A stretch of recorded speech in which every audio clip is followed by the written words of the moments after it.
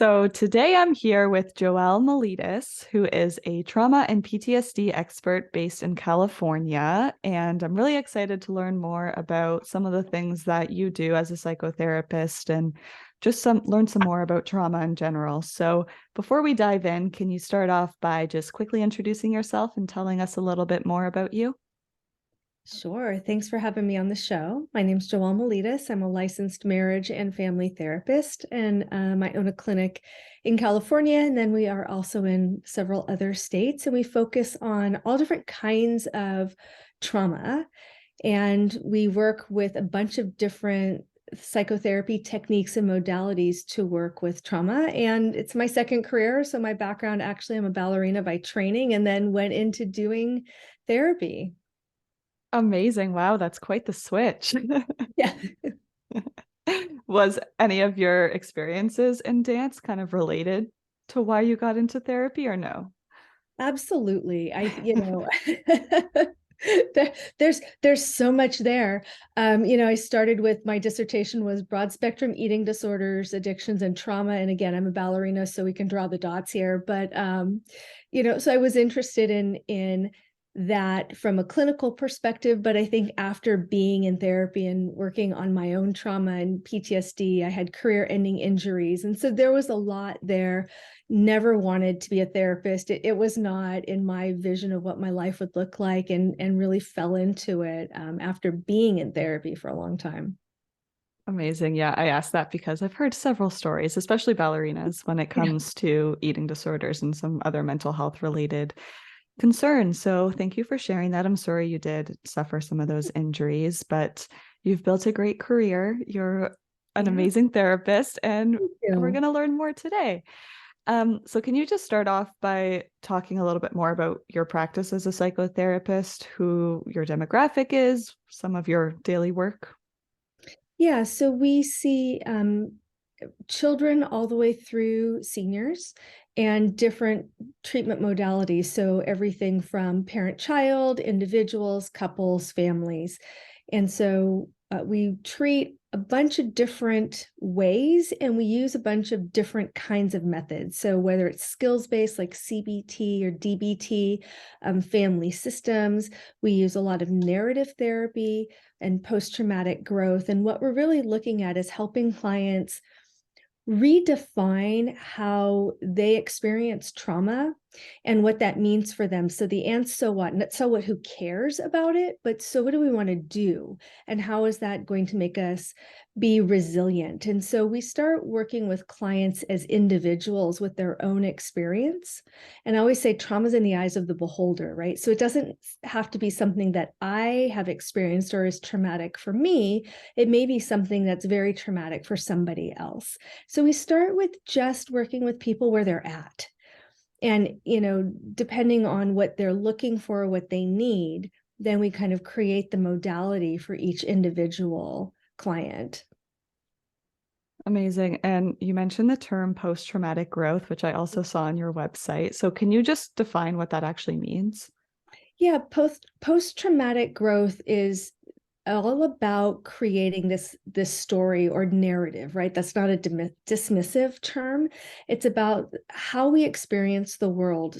And so it's the way that we move through the world after we've experienced trauma, and that's that growth part. And it's also a specific theory on how we get there. So it's all about how we see the world after trauma has happened to us. Our worldview changes, our belief system changes, what we think of ourselves, what we think of other people, how we walk in the world. And so post-traumatic growth is really aligning this new narrative that we're going to create of how we are today and how we want to be tomorrow.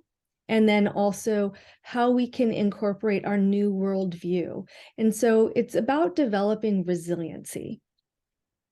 And what are some strategies that come with developing resiliency? I know that's a big question, but like Yeah. a lot of it is mindset work, but what are some of those like practical things that you would advise someone to start with? Yeah, so for me, it's more holistic in nature, and the theory is again designed to be holistic. It has 5 components, but basically divided into 3 parts: mind, how we think and feel about things. And so we use techniques and skills to really address how we think. And so we use a lot of thought stopping and recreating a narrative, the way that we talk to ourselves, the way we talk to other people, and setting boundaries for our thoughts, for ourselves, for other people, how we are in relationships. So it's skills based.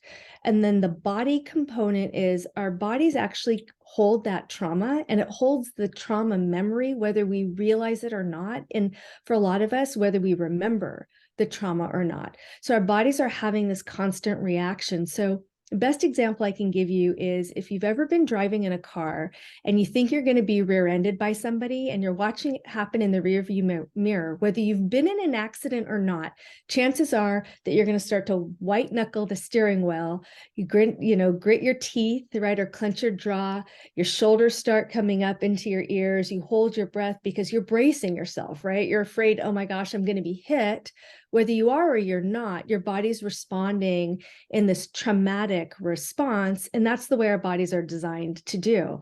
So we don't log it. We're like, okay, that was a terrible experience. We weren't hit. Everybody's okay. There was no accident. Never think about it again until the next time we're in that experience, right? And we're looking at the car coming up really fast in the rearview mirror, and our body's having this re-traumatized response. And so when we work with the body, we're working with more somatic-based therapies, mindfulness, meditation, breath work. EMDR is another skill, or tapping. So we're really working with having our bodies start to process and let go of some of the stress or the trauma that our bodies are experiencing from that fight, flight, freeze reaction.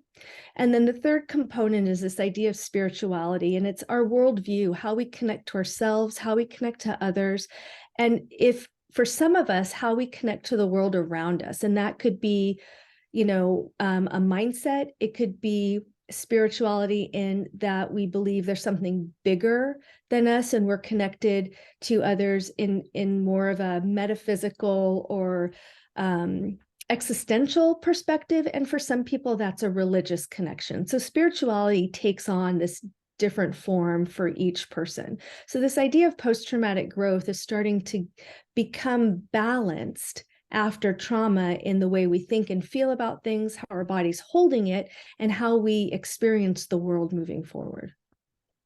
I love that that was your answer. The mind body soul connection is something I have like come to absolutely love and live by the last few years, especially. I think when you go through even good times, not just bad times, like if you can look at it from that perspective, you can like see different benefits in relation to those different components. And it just makes it so much stronger, better, and you live a happier life, I think. That's what I've learned. Exactly. And it's hard, I think, for some people. And I could speak for myself, right? Especially when I was first learning holistic psychology, this idea of spirituality. And I kind of went, oh, that's not for me. And when we can reframe that and start to understand that spirituality, or that, like you said, that soul connection is more about our values, how we feel about ourselves and others, connection, how to make connection, how we want to be in the world, it's not so scary. Absolutely. And I feel like I always get into this faith versus spirituality debate or conversation, not debate, on this show, just because it's something like I've had to really grapple with. And growing up in a religious family, kind of leaning more towards spirituality now and seeing it from that soul lens. And it's really just how I say it to myself is like, what sets your soul on fire? What is like bringing you the most joy and passion? And you're like so happy to be alive in this moment. Like that's how I view the soul. And that's helped me get away from that like woo woo, weird taboo perception of it.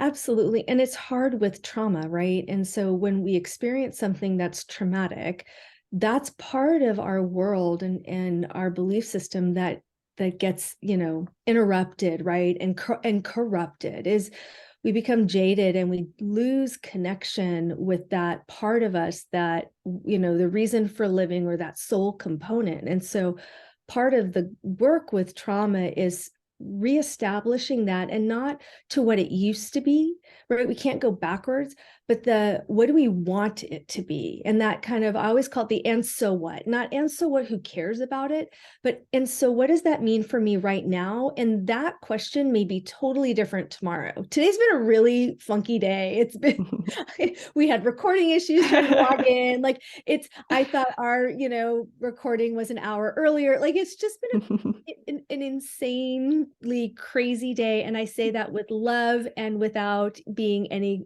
demoralizing or putting anybody down.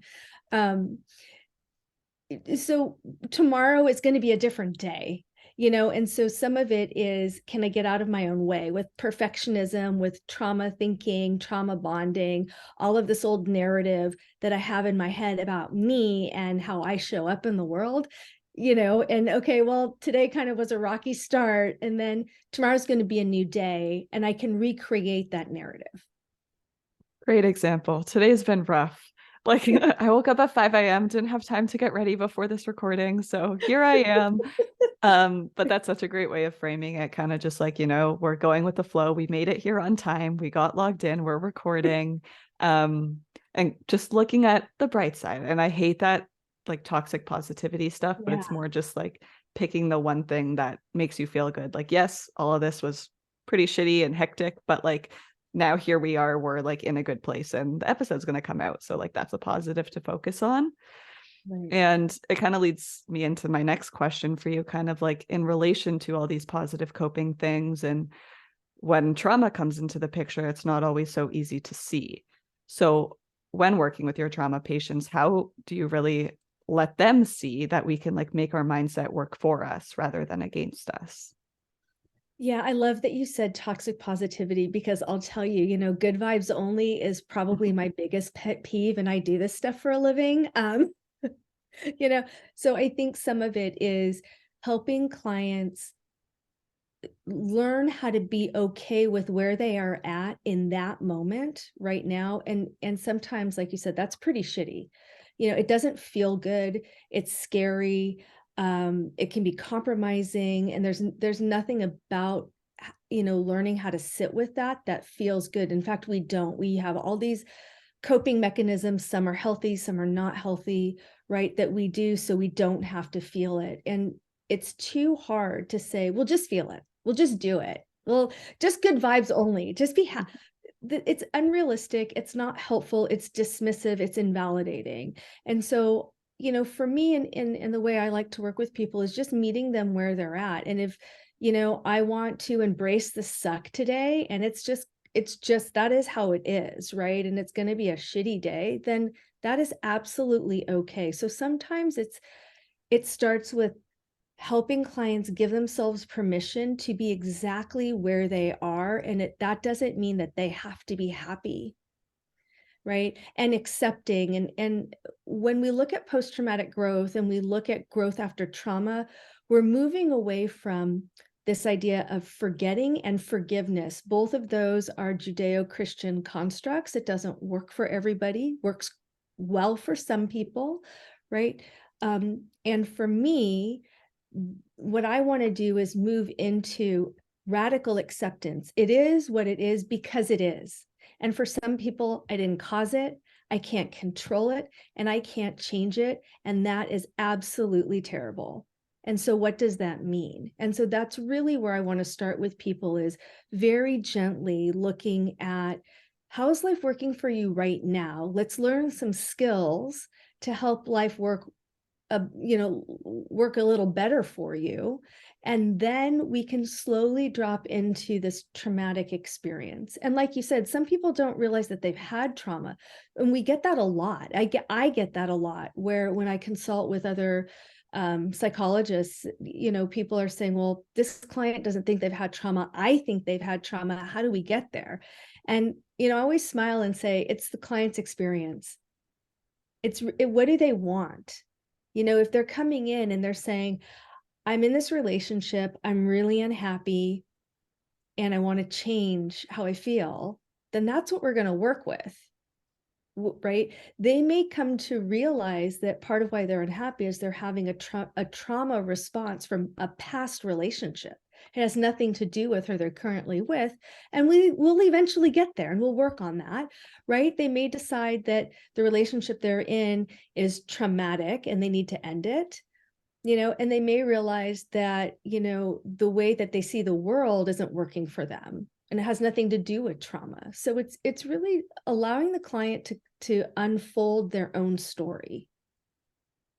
I love that, the idea of just like meeting people where they're at, because I think when a lot of people hear therapy or just like mental health stuff in general, they automatically assume like you need to be forced out of the pain, just like zoom right past it into this like beautiful flourished life. But I think sometimes like acknowledging the hurt, the pain, whatever it is just as beneficial as like trying to move forward. Because in order for us to like accept like this was hard for me, this was really challenging, I'm gonna have to live with whatever remaining effects came from this. Sorry, I'm trying to like leave it very contextual. Um, but like you have to be ready to take the next step into your healing or into your recovery. And sometimes that does just take time. Yeah, absolutely. And I always laugh at this because there's a coping mechanism that I learned in therapy that I have just kept, and I still use it. I teach my clients to use it. And, when I explain it, everyone laughs with me or at me. Either way, it's okay. I'm okay. Um, and I talk about, okay, I give myself 30 minutes to an hour to have a pity party, because there are moments where I wake up and life sucks and I'm unhappy and I don't want to get out of bed. And I love my job. I love my job, right? I'm human and I have those moments. Or, stuff is happening in my own personal life. So I give myself permission to have a pity part, whatever that looks like. And then after about 30 minutes or so, I have to wrap it up and go on with my day. And what I've learned over time is that 30 minutes ends up being 2 or 3. Sometimes it's just acknowledging that, yeah, it sucks today. And I got to get out of bed and I got to go to work and it's still going to suck, right? It is enough for us to give ourselves permission, right? To not be okay, and to do what we need to do, right? And so, I say that jokingly about a pity party, right? What that means is it may mean that I spend an extra 30 minutes in bed, right, listening to my favorite podcasts or music. It may mean that I take an extra long shower, even though we're in a drought. It may mean I go out for a walk that day, or maybe I reschedule a meeting or lunch with a friend, right? I'm doing what I need to do to take care of myself in that moment, so I can let those emotions wave over me and pass. When we try and stuff them down and pretend they don't exist, we make it worse. And calling it a pity party kind of goes into the whole mindset thing. Like you're reframing how you view taking time for yourself. Because if you're shaming yourself, saying like, oh, I'm so lazy, I'm sleeping for an extra half hour, or I always use like, I'm going to order McDonald's to make myself feel better. Like if I'm talking down on myself for doing those things, like that's just going to make the effects worse. And it really is just all about how you speak to yourself and how you frame your actions, thoughts, behaviors, which I like because you can just frame it as like a little party that you're throwing for yourself. Right. And it's, I always say this too on podcasts, right? If it were that easy, we'd all be doing it. We wouldn't be talking about this today. I wouldn't have a job. And I wish it were that easy. Not easy. Simple concepts to understand, right? Oh, thought reframing and reprocessing. In no way is it easy, right? It takes a lot of practice. And that's part of what therapy helps with, right? Is learning the skill and then learning how to practice the skill. And obviously keeping in mind, like life happens. Yeah. It's like a roller coaster. Like some days this could be super easy for you, and other days it's going to be extremely difficult, sometimes actually impossible to like get out of bed.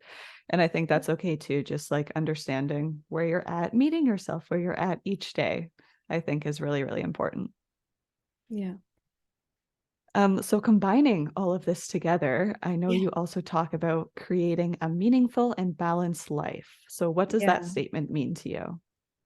Oh my gosh. I think pre-pandemic, right? It was all about work-life balance. And then, pandemic, we work in our homes and we don't leave our homes, and there is no balance. And now post-pandemic, we're trying to figure out what that balance actually looks like. And so, I don't know, to be quite honest with you right now. I think I'm trying to rediscover what that looks like for me, as well as what that looks like for clients. I think at this point, meaningful and balanced being, am I happy with my life most of the time? Nothing is perfect, right? And so, am I happy with my life most of the time? Is there things about my life that I can change and improve on? Um, and then what do I need to be balanced? Does that mean I need more connection with friends? I need less work time? Um, whatever that is. We all have different challenges based on where we are in life. And so I think I'm starting to redefine that now in this post-pandemic world, as I'm still teleworking, and I work out of my home most of the time, and sometimes it's hard to disconnect. It really I, is. I appreciate your honesty in that answer because I feel like a lot of people can resonate with that, myself included. Because when you're in the same environment, it's so hard to like separate what's work, what's just your personal life. Yes. So it is like a process of learning what works for you. Maybe it's like separating a room, using different, I don't know, pens for work versus personal stuff, like really just creating stable boundaries for like what's what.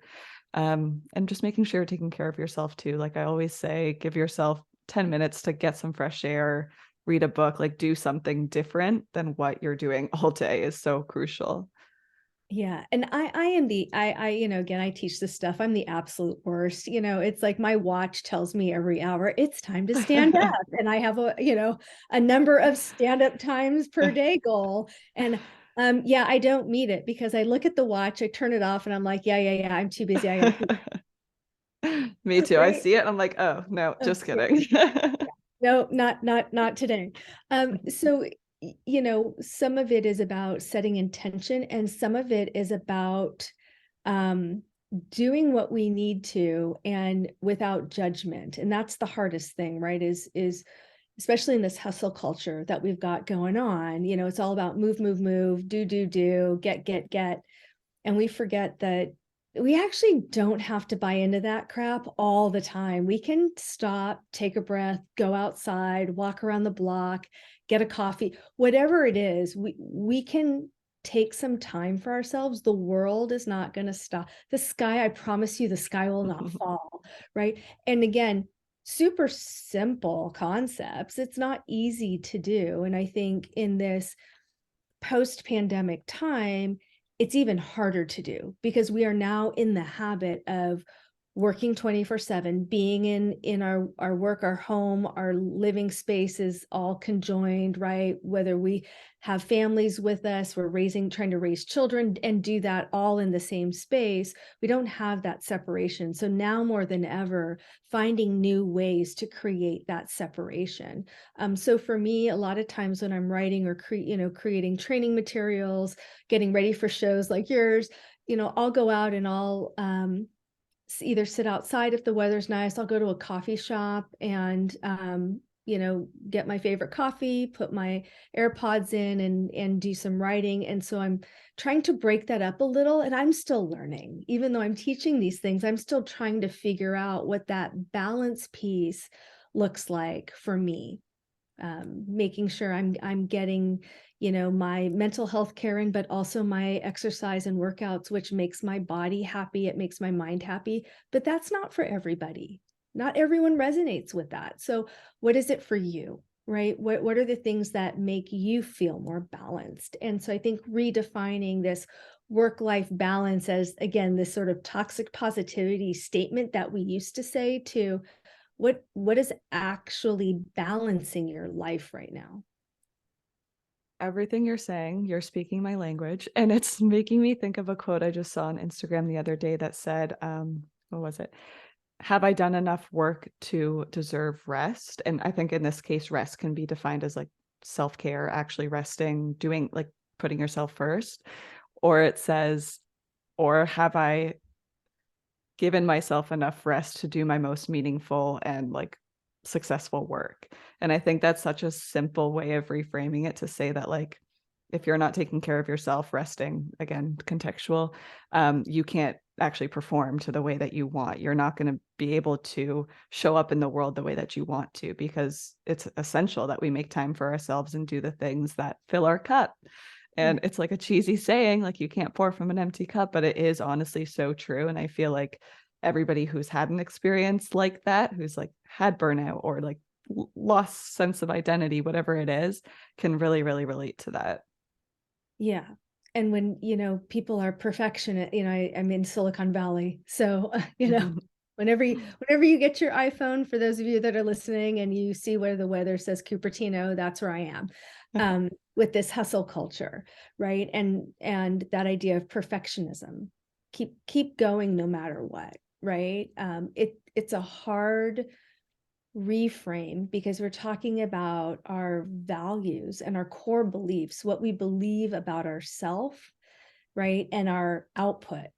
So are we meaningful if our output is less that day? And that's hard for people. It's hard for me, right? To really embrace that. It's not about, meaning is not about what you accomplish that day. Absolutely. It's just the hustle culture ingrained in all of us. Being like, Yeah. have I done enough? Did I do enough? What am I doing tomorrow? Like constantly just stressing about the next thing. Right. Amazing. So one more wrap around together. I want to loop trauma back into everything we were just talking about. So using your expertise and experience, what would you say to someone who is currently consumed by past trauma? Any words of comfort or practical advice? Yeah, finding a therapist is really hard. Doesn't matter, whether you're in Canada, you're in the US, you're in Western Europe, finding a therapist is hard. Finding somebody you connect with is hard. So, you know, give yourself permission to try different therapists, ask questions, interview them. If it's not the right fit, it's okay. You can tell them, not the right person, you can find somebody else. And so therapy is one option. If that, I recognize that for some people that's a socioeconomic, concern, and it's not within their budget. There are lots of amazing podcasts. There's free apps for mindfulness and meditation. And basically every empirically based theory you can think of has a free app. So if you want to try DBT, there's a free DBT app. There are workbooks there, there's so much material out there. And so part of it is picking a place to start. And that really is making that decision for yourself if you want to. And that is so scary. The hardest part about doing trauma work is making the decision to do the work, to actually start the process, because we don't want to feel it. We don't want to relive it. We don't want to think about it. And so, that may be a looking at yourself in the mirror conversation with yourself, saying, am I ready? Am I ready to face the horrible, ugly, terrible parts of this so I can feel and be better, whatever better looks like for you, right? I can be better tomorrow. Amazing. I think that's such a beautiful way to wrap everything up. And I know we both know like trauma is a very complex topic. It's hard. It's not just like you switch your mindset and you're cured. It is something that, I mean, from my own experience, does kind of come up as you go through life, and you have to learn to adapt and cope in different ways. And that's going to look different based on where you are. So this has been a really insightful conversation. And before I let you go, can you just tell everybody where we can learn more about you and your work? Oh, thanks for asking. I know you'll put it in the show notes, because trying to spell my name is a lot. So it's all of our socials are the official Joelle Trauma Therapy, and it's my name for the website. If you look at TED Talks, you can find my PTSD video that TED did. So it's really just searching my name. And then we're doing, gosh, we've got some new self-love products coming out. We have a calendar out. We have a journal that's coming out. And I've got a couple of training and speaking engagements on a world stage platform. I'm really excited this year. So sign up for our newsletter and you'll get all that information. And any of your listeners, if they send us a DM or an email, we always have a free gift and we'll send you a free journal for that. So That's so cute. And that's awesome. Good for you. thank you. Congratulations. Thank you. Thank you. Wish you nothing but success in the next year and ahead. But this has been great. I'm so glad we got through all the difficulties and made it to the recording. But truly, I really, really appreciate your time and coming on to share your knowledge with my audience. I know that something, at least one thing you shared, is going to stick with somebody out there. So that's always my goal. And I really appreciate you being willing to come on and share that with us. So thank you. Oh, thanks for having me. It was a pleasure.